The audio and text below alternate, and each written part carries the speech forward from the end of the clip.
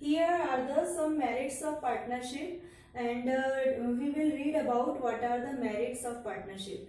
In sole proprietorship, some merits and demerits we have taught, but in merits of partnership जो है वो sole proprietorship से कुछ ज़्यादा है, क्योंकि सोल प्रोप्राइटरशिप में जो भी उसकी जो डीमेरिट्स है उनको ओवरकम करने के लिए हमने पार्टनरशिप बिजनेस को पढ़ा है.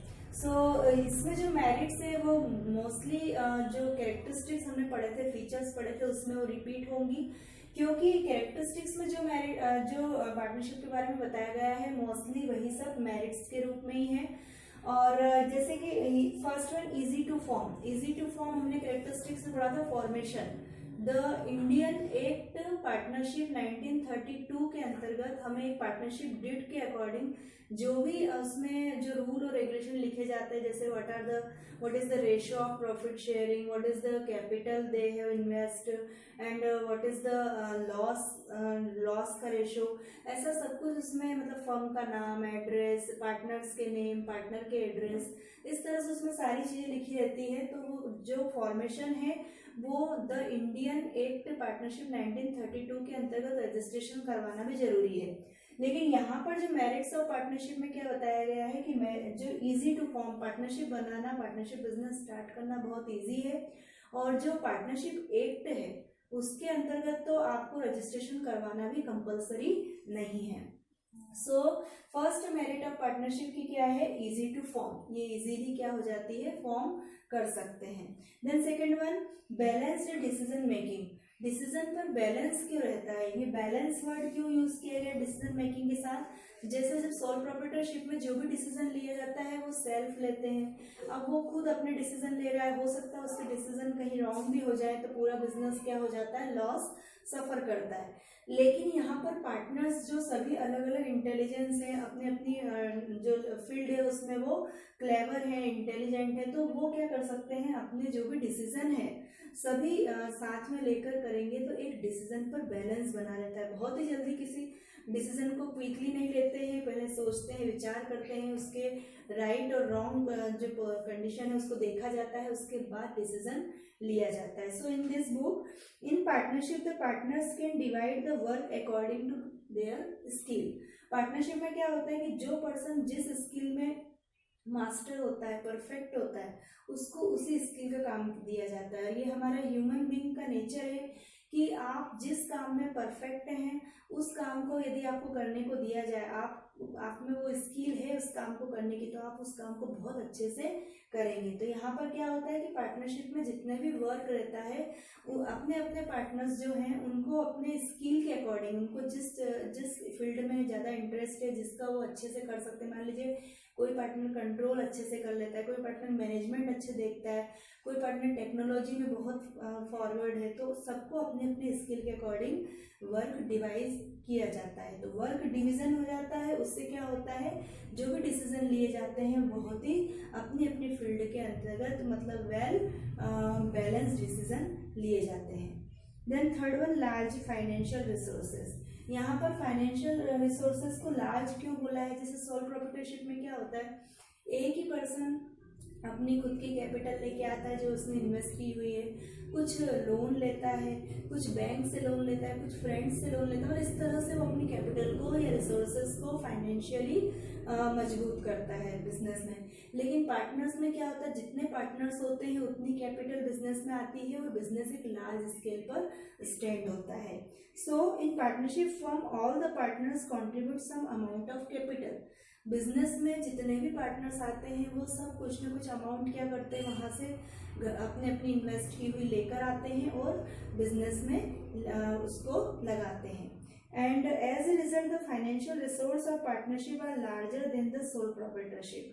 यही बात बताई है कि जो सोल प्रोप्राइटरशिप की जो कैपिटल होती है उसके कंपैरिजन में पार्टनरशिप की कैपिटल बहुत ज़्यादा होती है और एक लार्ज स्केल पर बिजनेस को वो स्टार्ट कर देते हैं. Then risk bearing. In sole proprietorship firm, only one person has to bear the risk, whereas partnership firm all the partners share the risk. अब सोल प्रोप्राइटरशिप में आप कंपैरिजन करें रिस्क शेयरिंग में, तो जो एक पर्सन है वही ऑनर है, वही कंट्रोलिंग कर रहा है, वही मैनेज कर रहा है, तो जो रिस्क भी आई है, जो लॉस भी हो रहा है, वो उसी को बियर करना है। लेकिन यहाँ पर क्या होता है, पार्टनर्स में जितने पार्टनर होते हैं, जितने जो पार्टनरशिप में मेंबर्स हैं, वो सभी उस रिस्क को क्या कर लेते हैं, शेयर कर लेते हैं। तो क्या होता है कि वो रिस्क शेयर हो जाती है, और जिससे रिस्क जो एक ही पर्सन को बहुत ज़्यादा लगती है, वो यहाँ पर शेयर होने के कारण हर व्यक्ति उसको बियर करने में एग्री हो जाता है।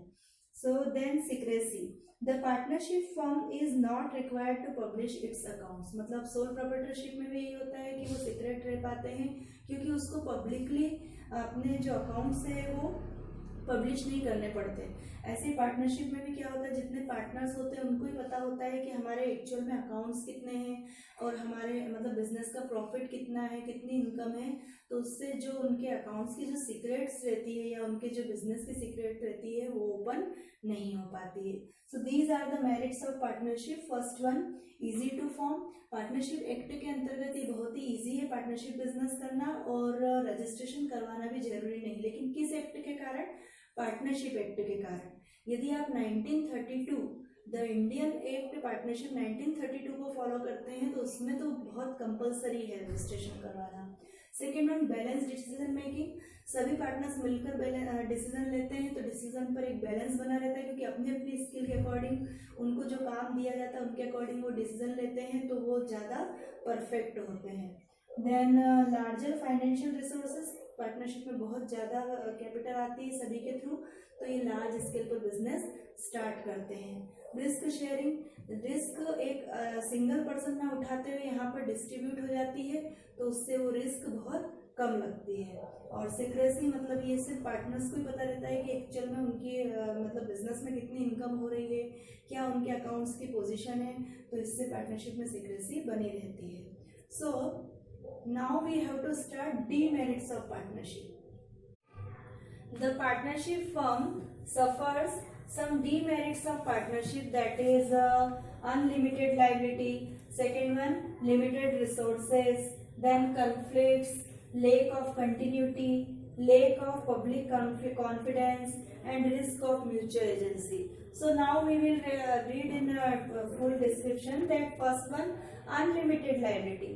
हमने सोल प्रोप्राइटरशिप में भी यही देखा था कि जो पर्सन ऑनर है, जो खुद मैनेज कर रहा है और खुद ही कंट्रोल कर रहा है पूरे बिजनेस को, ऐसे ही पार्टनरशिप में भी क्या होता है कि जितने भी पार्टनर्स होते हैं वो अपनी अपनी कैपिटल इन्वेस्ट करते हैं इस पार्टनरशिप फॉर्म बिजनेस में, और जब जो बिजनेस है वो लॉस यदि सफर करता है या वहां पर रिस्क बियर होती है, तो वो लोग खुद ही रिस्क उठाते हैं। मान लीजिए उन्होंने 10 लाख का कहीं से मतलब बैंक से लोन लिया है, और एट लास्ट डेट आ गई, तब तक उनका लोन जो है वो क्लियर नहीं हो पाया।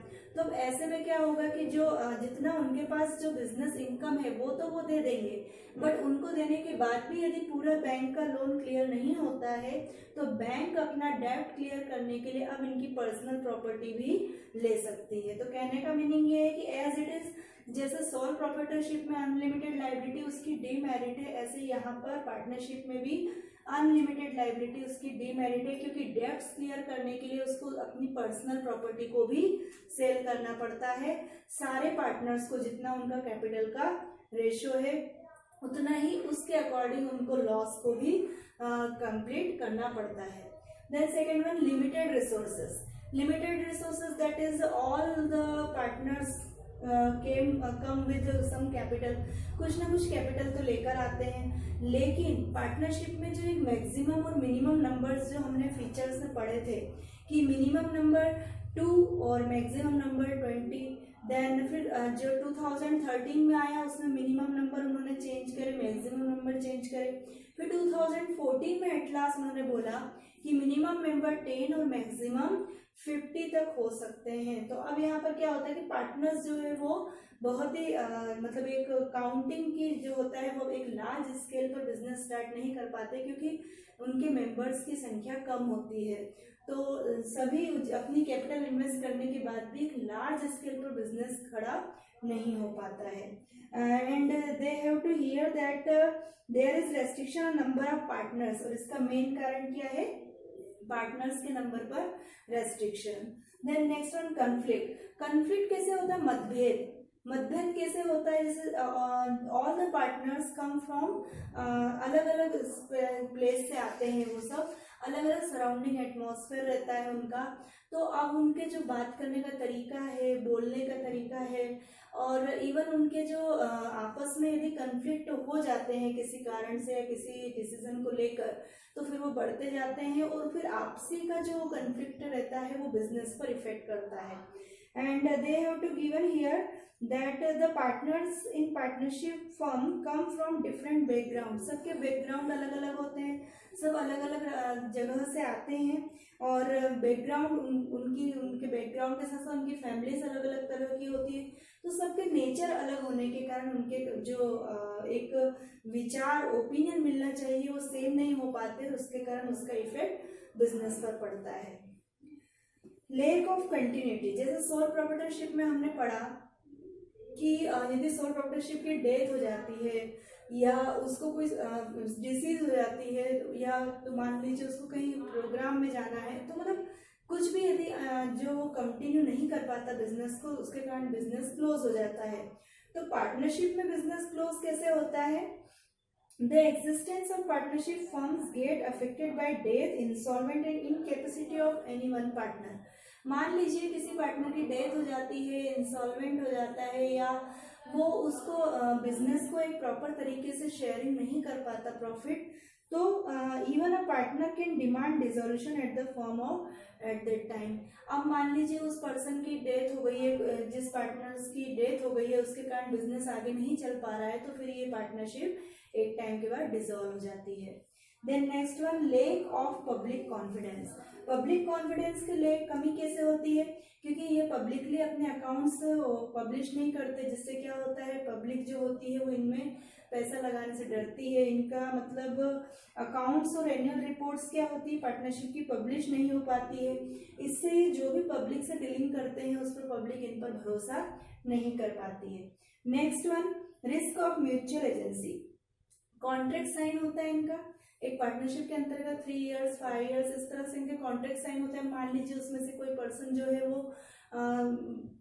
प्योर नहीं है, मतलब ऑनेस्ट नहीं है, तो वो अपनी डिसऑनेस्टी के कारण पूरे बिजनेस को लॉस में ले जाता है और उसके कॉन्ट्रैक्ट के कारण सारे पार्टनर्स उसको सफर करते हैं। So these are the demerits of partnership. मतलब ऐसा कहा जाता है एवरी कॉइन हैज 2 एस्पेक्ट, और 2 एस्पेक्ट कारण यदि मेरिट है तो डीमेरिट भी होंगी। So these are the demerits of partnership. लेकिन डीमेरिट के होते हुए भी जॉइंट हिंदू फैमिली बिजनेस और सोल प्रोप्राइटरशिप की जो डीमेरिट्स थी उन पर ओवरकम करने के लिए हमने पार्टनरशिप बिजनेस को एक्सेप्ट किया। So now we will read about what are the types of partnership. Partnership के भी कुछ टाइप्स होते हैं, so we have to read types of partnership form में on the basis of time period and on the basis of liability. Time period के according होती है partnership at will, second one time period के according fixed period partnership, and third one time period के according particular partnership. So these 3 are based on the time period and these 2 general in types of partnership firm. These 3 are depends on the time period and these 2 are depends on liability. And time period, that is first one partnership at will, this is belong to time period. Fixed period partnership ये भी time period को belong करती है. Particular partnership ये भी एक time period के according partnership बनाई जाती है. लेकिन लाइबिलिटी पर जो ये है general partnership and limited liability partnership जो होती है on the basis of liability base पर. So first one we will have to read about partnership at will. ये टाइम पीरियड के अकॉर्डिंग होती है. जैसे जब पार्टनरशिप नाम से क्लियर हो रहा है, ये पार्टनरशिप विल के अकॉर्डिंग होती है. जैसे मान लीजिए जो पार्टनरशिप है इसमें कोई कॉन्ट्रैक्ट नहीं होता है और ये जो पार्टनरशिप है इसे एक इनडेफिनेट पीरियड का बोला जाता है. जैसे जो पार्टनरशिप एट विल है इसका पीरियड फिक्स नहीं होता, डेफिनेट नहीं होता. जब भी पार्टनर चाहे अपनी उस पार्टनरशिप से बाहर हो सकता है. So the partnership formed for an indefinite period is known as partnership at will. And this type of partnership exist at the will of partners and come to an end, मतलब ये partners के will पर depend करता है, वो जब चाहे तब अपनी डिजायर के अकॉर्डिंग पार्टनरशिप को एंड कर सकता है। व्हेनेवर पार्टनर्स डिजायर, जब भी पार्टनर्स चाहते हैं तब वो अपनी पार्टनरशिप को खत्म कर सकते हैं। Any one partner can give notice of dissolution and partnership will come to an end, और यदि इनमें से कोई एक भी पार्टनर डिजायर करता है कि I have to an end of this partnership, तो पार्टनरशिप पूरी ही डिसॉल्व हो जाती है। सो पार्टनरशिप एट विल मतलब ये पार्टनर्स के ऊपर डिपेंड करता है, उसकी डिजायर पर डिपेंड करता है कि उसको पार्टनरशिप कब एंड करना है। Second one, fixed period partnership, ये वो पार्टनरशिप होती है जब एक टाइम फिक्स किया जाता है। The partnership fixed period partnership is formed for a specific period, एक specific period रहता है, मान लीजिए 3 years 5 years and is known as fixed period। इस तरह के जो years जो डिसाइड किए जाते हैं उसे बोला जाता है fixed period पार्टनरशिप, और ये एक अपने टाइम के बाद अपने आप क्या हो जाती है, वो पार्टनरशिप एंड हो जाती है, क्लोज हो जाती है।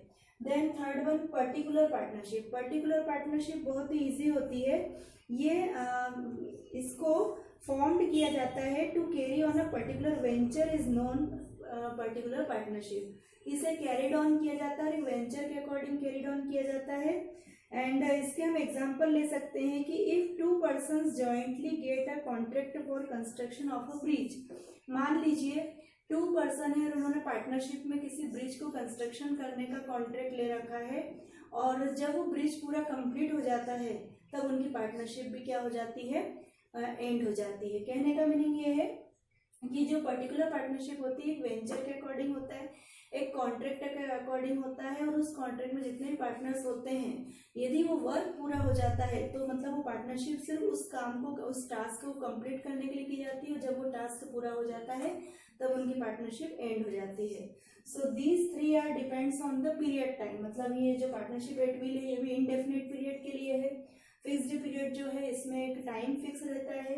देन पर्टिकुलर पार्टनरशिप में जिस टास्क के लिए वो पार्टनरशिप करते हैं उसे कंप्लीट करने के बाद वो पार्टनरशिप एंड हो जाती है। अब लायबिलिटी बेसिस पे क्या है, जनरल पार्टनरशिप। जनरल पार्टनरशिप कैसे, the partnership in which liability of all the members is unlimited. आपने इसमें पढ़ा होगा डीमेरिट में कि जो पार्टनर्स की जो लायबिलिटी होती है वो क्या होती है, अनलिमिटेड होती है। और which means if assets of the firm is not enough then creditors can settle their accounts by having claim। मान लीजिए यदि उनकी लायबिलिटी कंप्लीट नहीं हो पा रही है उनके खुद के बिजनेस की इनकम से, तो फिर वो पर्सनल प्रॉपर्टी भी सेल कर सकते हैं और उन्हें अपने डेट क्लियर करने पड़ते हैं। सो जनरल पार्टनरशिप में उनको जो भी पार्टनर्स है उनको अपने सारे डेट क्लियर करने पड़ते हैं, फिर भले ही वो अपनी पर्सनल प्रॉपर्टी से ही क्यों ना करें।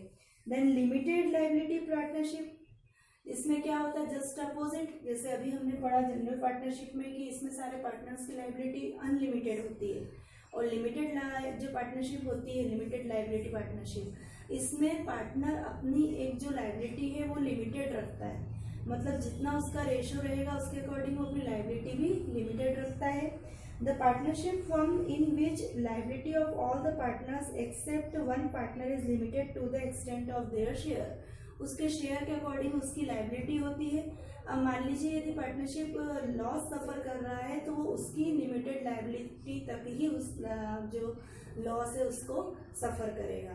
सो these are the types of partnership firm, and now we will read about that what are the partners, how many types of partners in partnership firm।